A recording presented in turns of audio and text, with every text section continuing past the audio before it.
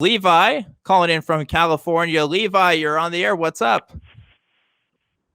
Hello. How are you guys doing today? I'm doing good. What's happening in California, Levi? You know, it's nice and sunny. I can't complain. Good. Well, how can we help you tonight?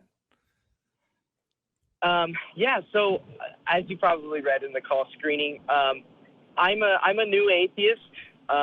Actually, my wife and I kind of came to this place at the same time, completely separately, which is very unique to say the least. But congratulations to both of you. Yeah, that's cool. Thank you. Seriously, thank you. You're the first person to actually, second person ever to congratulate me. Well, that'd be more where that came from. So yeah. Thank you. I'm surrounded by fundamentalists, and I used to be a fundamentalist, and I was a missionary to other countries, and then I became an atheist shortly after being back in the States because I got some time away to actually think about the things that I was saying and believing, and realized that it didn't make sense. In any case, that's not the point of why I'm calling. The point of why I'm calling is because, I'd like some advice from you guys, I guess, as people with hopefully more experience with this. My mom in particular, but as well as my dad and my sister and my brother-in-law are still avid followers of the Christian faith, and my mom in particular is one of those people that I would like to say she's not as bigoted as the rest. Not that says much necessarily.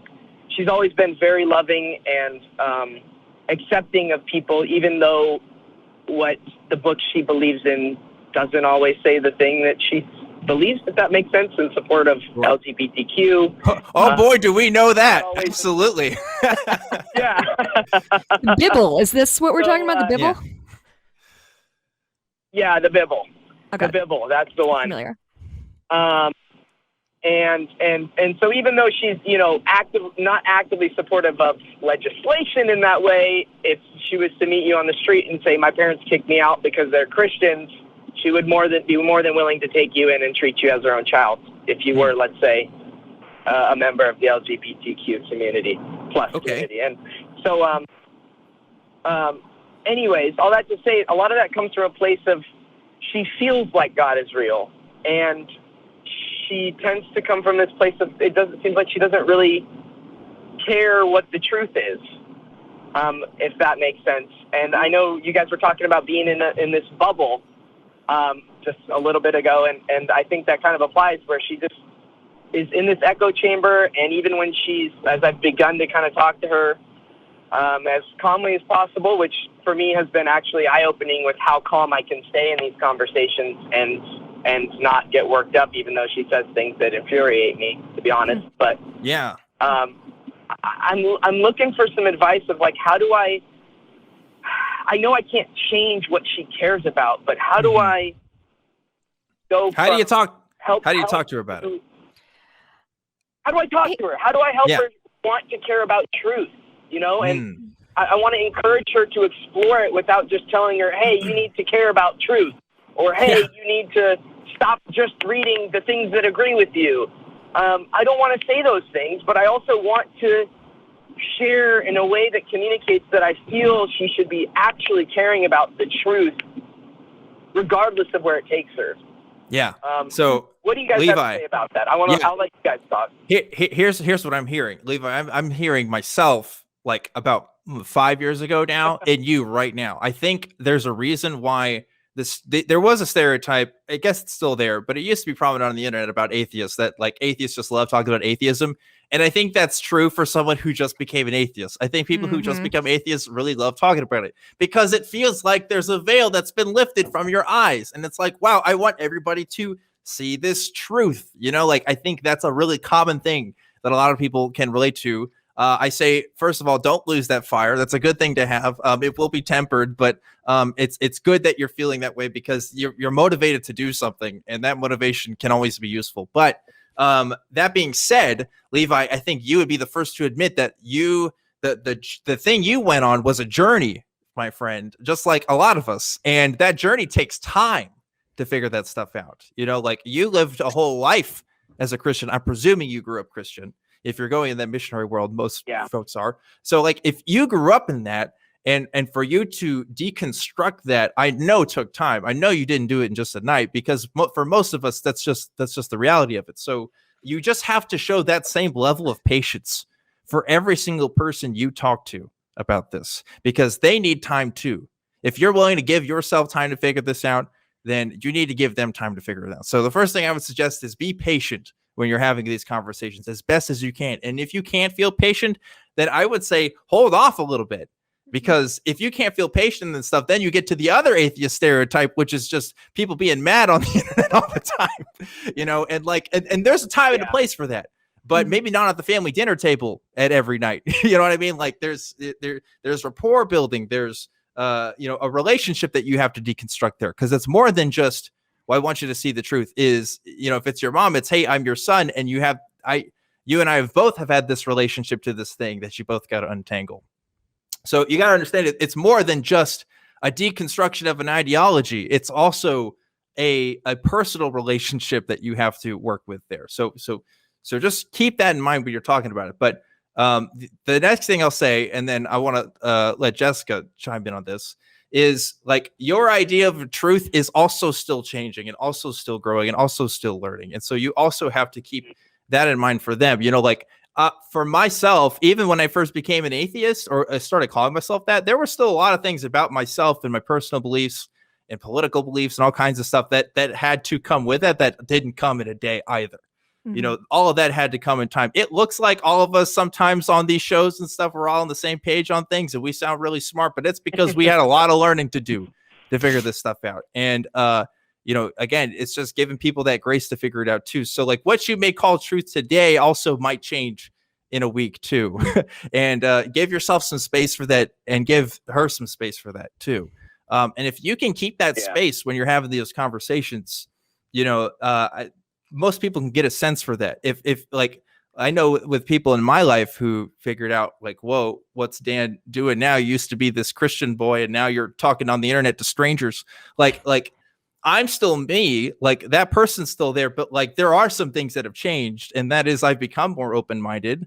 I'd like to think I've become more, you know, free to have these conversations. I don't know about you, Levi, but I'd be terrified I was terrified to talk about religion. Not terrified, but more so like in the kind of stuff that you and I might be interested in. You know, that those weren't free having conversations at church all the time. You know, like we don't get into the deep theology. Sometimes it's just a nod and agree kind of session. So like, I don't know.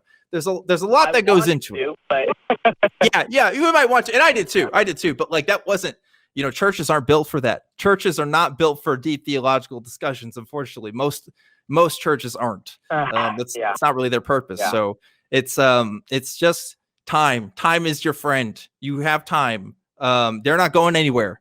They're not going to go to heaven or hell based on whether you convince them or not. You know, now they might vote differently in the next election. So maybe you got to look at that, but you know, you got to, there's still some time there too, even. So anyway, that's my first take on this. Jessica, I want you to chime in on this too. Yeah. Levi, can I ask, what is your end goal? And I say that in a way of, is it important for you to deconvert your mom, or is it important for you to feel like you have the same set of values, or is it important that you can go to dinner and not scream at each other? Good question. You know, I had a feeling this was going to come up, and so I'd prepare. I have an answer, but I'm trying to think if that's honest, because I feel disingenuous if I was to say, you know, I don't care if she deconverts or not. Of course, I care. Well, I don't want to say of course, because that would be an assumption, but I care in the sense of I want them to know the truth. Like I've always felt this need to be on the journey towards whatever is true. And I've felt that way even like early into my Christian faith, in my walk of Christian faith. Like I always looked for what was true. So I was always asking questions of pastors that they didn't like hearing. And I used to brush it off sometimes, but I thought at the very least that the arguments I was using were not fallacious and and made sense until I started to be more objective. But my whole point in saying that is what I would like, and my end goal is that she is following what is actually true. And so I guess in a sense that does mean deconversion. But I think the part that motivates me, which I think is what your question is getting at, is my motivation is that I want them to see this truth. And I think what was being said by Dan there about like feeling like I have a veil lifted off is really true, and just having this desire to see that veil lifted off of them, right? Yeah, that's where I'm at. So this is coming more from a place of somebody who's been to a lot of therapy than from an atheist. But I would caution you against trying to change somebody just because you think they would be happier that way. While I think what you are doing is noble and well-meaning, I'm always a little uneasy trying to say I want to change my partner's mind, my mom's mind, whomever. Yeah. Because it's not that easy. So for me, and what is generally more important to me, and this is on me, not you, is not that people have the quote unquote truth, but more, are they approaching the world and people around me with kindness? So, and that's something that's really important to me personally. And I think it's a problem. We talked about it a little bit earlier about how conservatives tend to be really excited to shit all over anybody who doesn't agree with them. And I would argue there are definitely atheists who have that that instinct as well. Yeah. To me, what's more important than whether or not my mom believes in God is if she hangs out with me and my best friend and her wife, is she going to be fucking chill about it and not an asshole? Like, is she being cruel to people for its own sake? And that's just about values, right? My value of kindness is much more important than my value of atheism or seeking truth even. So that's kind of where I'm coming from. So if I had to give advice about, and my parents weren't, I'm kind of culturally Catholic. My parents were never super religious and didn't bring me up as such. And as I have done this for the last 10 years, have gotten more comfortable with having the conversations about religion because they're related to me and they just kind of have to. So I would give a gentle push in saying, hey, I read this book.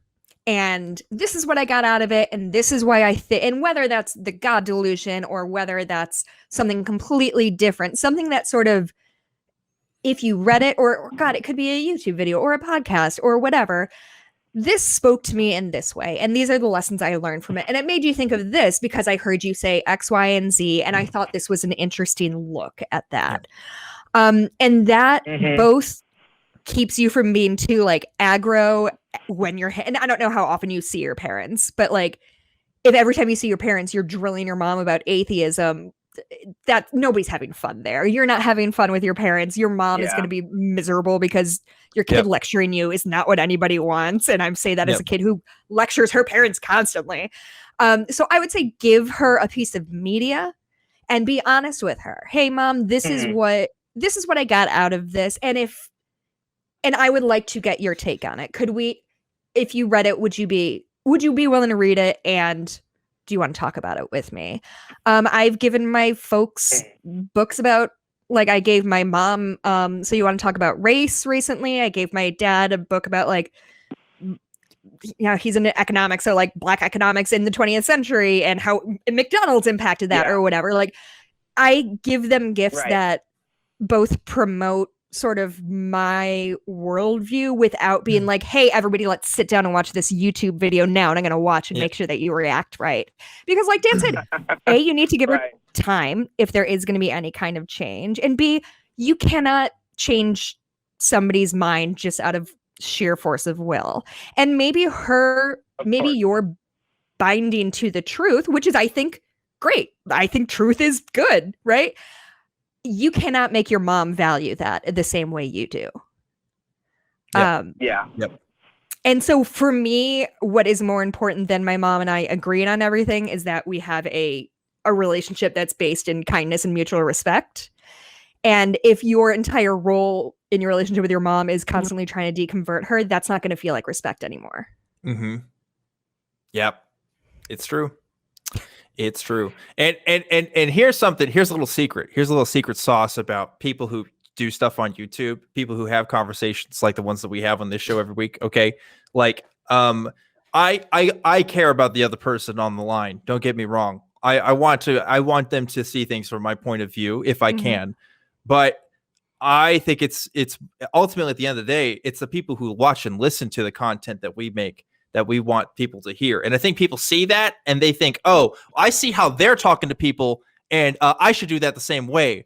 When in reality, the way that people who talk on talk shows or call-in shows is not the exact same way to have these conversations either. No. Right. So not to say don't take, tips or trains of thought by the way the people that you watch and people that you're learning stuff. I'm assuming you're still looking at stuff if you're a new atheist and you're watching all the stuff, but it is going to be different, and just expect that it's going to be different, and just expect that, hey, you may have the absolutely perfect, flawless argument, but if they're not going to listen to reasoning that day, they're not going to listen to reasoning that day, or at least your reasoning, because that's just how people are. And it's just something you have to accept.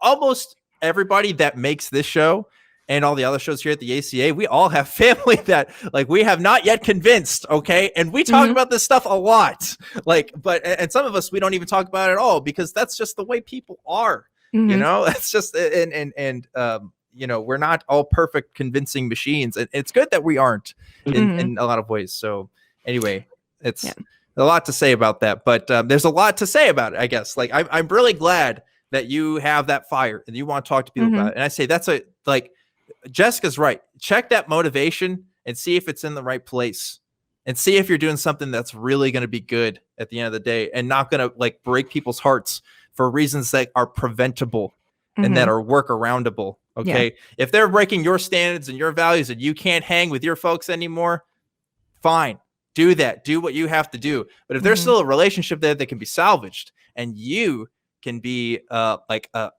example of what a non-believing person can be in their lives, that's a positive one. That's a good thing too. So anyway, we've talked a lot here, Levi. We're saying a lot. What do you have to say about all this? I do. I've got some thoughts. Okay. Are you telling me that I should be like a living testimony or something to atheism? Look, I mean, kind of. I got into? No. Look, if you're interested in helping the movement out, if that's your thing, because that's the sense I got from you. If you want to talk to your mom about this stuff, I have the sense that that's what you want to do, But, if you just want to live your life, then you live your life. Then you wouldn't be calling this show, I don't. You're right. Exactly. Yeah.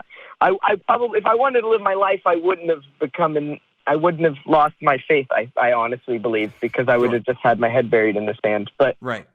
I agree. I agree, and I totally am kind of. This is helping shift my perspective about timing. And I was just talking to my wife about this, and she was like, because we came through this deconversion process for the most part in a 6-month period. Just for people that are new, I guess I'll say this. We've been ingesting Seth Andrews videos. That was kind of the place we started, because he uses these colloquial terms. He's not using anything as far as prepositional logic or, modus ponens. He's not going into the nitty gritty of any of that stuff. Yep. For my wife, she spent a lot of hours delving into his content, his podcasts, and they are just gold, in my opinion, in terms of helping people understand in terms that aren't even scientific, I guess is the way you'd say it. They're not academic, colloquial, right? So yeah, they're not academic. And then I very quickly found Matt Dillahunty, and I'll tell you, I've had a terrible potty mouth my whole life, and my mom hates it, but it didn't bother me. So, when I saw him ripping into someone, the truth of what he said rang to me much quicker than I think someone who is distracted by, for example, his language or the way he says things. Because I was taught Greek logic as in high school, but I was only told to use it for studying scripture and breaking down the New Testament and what Paul was trying to say. And so when I heard Matt for the first time start to tear these things apart using critical logic, I realized very quickly how wrong my logic was. And so I've had this weird journey, and I think, like you were saying, Dan, of like you were telling me that like you've been through a journey, and of course I would say, yeah, of course I've been through a journey, and it feels fast to me, but I think my background has just caused me to have this like accelerated push, if that makes sense. Yeah, and you know what, too? Matt appealed to only one type of rhetorical tool, rather, to you, and that was your sense of logic. But there's a lot of different rhetorical appeals there that can be made that Christianity is very good at doing. They're like whether we like it or not, our emotions do play a part in our reasoning, and we have to take that into consideration too. It was great that what Matt did affected you in the way it does, and it affects a lot of other people in the same way. But at the same time, it's if my grandma watched Matt today, I'm sorry, my grandma's not going to watch it. It's just not happening. So if there's a reason why, again, it's why atheists kind of get the stereotype, because we get this sense of appeal at some point. But I think we're going to be way better at talking to people. If talking to people is our goal, then we have to understand there's a wide array of rhetorical strategies that we can use besides just pure logic and reasoning. We are not just pure logic and reasoning machines. I don't care how smart you think you are, you're not. And we got to take that into consideration when talking to people too. So and I would keep that in mind when you're talking to people as well. But what you're talking about with Seth, I mean, he's doing that same thing. Seth knows that. Seth worked in radio, man. Like that's why he talks the way that he does and uses that colloquial language, And he has that language of growing up in the church and growing up in conservatism. He feels it. Yeah. For sure. So a lot of tools in your tool belt. But hey, Levi, we've been talking for a little. We're way over time for what we expected from this call. But hey, I hope that what we said was helpful for you. And I would definitely love to hear what happens. You can always email the show and talk with the chat and the Discord and stuff. I would love to hear from you again and see how things are working out with your mom. All right. So thanks for calling in, Levi. I appreciate it. Thank you, Levi. Have a good one. Have a good one. Man, we did go over time more than I expected, but I'm glad we did, because those kinds of conversations are ones that I like to go over time for, because I want to set somebody up for success. If they're going to be like, hey, I'm ready to go, like, tell me what to do. How should I do this? Because that's when you got to be like, hold on, slow your roll there, bud. Let's figure this out. See what's the game plan? What's the strategy? Why are we doing this? Which I'm really glad you brought up. So I think being goal-oriented, again, this is just years of therapy, goal-oriented is so important, because like I get that instinct of like somebody's wrong and I want to make sure they know they're wrong and make them be right. Yeah. But like, to what end? It's the reason I argue with people on like Facebook, WGN, like local news shit. Because I had that same instinct of like, you're wrong and I'm going to explain to you why you're wrong until you stop being wrong. And that's just not how communication works. Yeah, it's not. And I people treat these conversations like, well, it's just a philosophical exercise. And if you just follow this exercise, then you'll get to where I'm at. And it's like, look, I get it in certain contexts. Yeah, that makes sense. That's the best thing that you want to approach. But like, that's just not how the vast majority of people are even trained to think too. Right. Like, you have to be trained to think that way. It is a privilege to be able to have an understanding of philosophy and to have an understanding and that background and that kind of education that I think also gets ignored in these kinds of conversations. And that's why there's also, again, talking about stereotypes, the stereotype that religious people are dumb, which I absolutely deplore and hate, because what you perceive as dumb is oftentimes a lack of privilege there. Hot take, but it is like people don't have the same kind of education and background that you might. And I'm thankful that I went to a really great public school, and that I went to college and I was able to, have conversations like this on the regular when I didn't have to work full time to support myself and stuff like that. Like it's I don't know. Yeah, it's the same thing when people like correct people's, like if they're arguing with somebody and they correct their grammar, like, no, you're just being an elitist asshole. So that's not helpful. If you're talking about grammar, then that's it. I don't want to talk to you anymore. Listen, I'm a writer. I only want to talk about grammar, but if somebody's arguing with me and I'm like, he's throwing kind of there, that just makes me a monster. Well, I like, and I also say this because my Twitter is hot garbage. I think I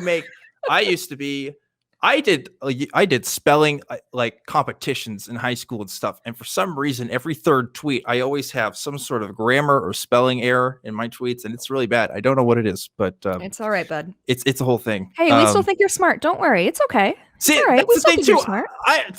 I think some people want, when they have these conversations, you're done, bud. So yeah, they want to feel like they're smart. I think that's why part else of it would too. you argue with people on the internet? It's an I ego love thing. feeling smart. It's my favorite hobby, and that's why I argue with randos. Yeah, But I also acknowledge that it's not helping or really moving the conversation along. That's a fun intellectual exercise. It's like, go see if you can tear apart somebody's shitty argument on Facebook. But like, yeah, I think when you're talking about somebody you personally know and have to see for the rest of your life or their life, like, being right is not as good as getting along sometimes. Yeah.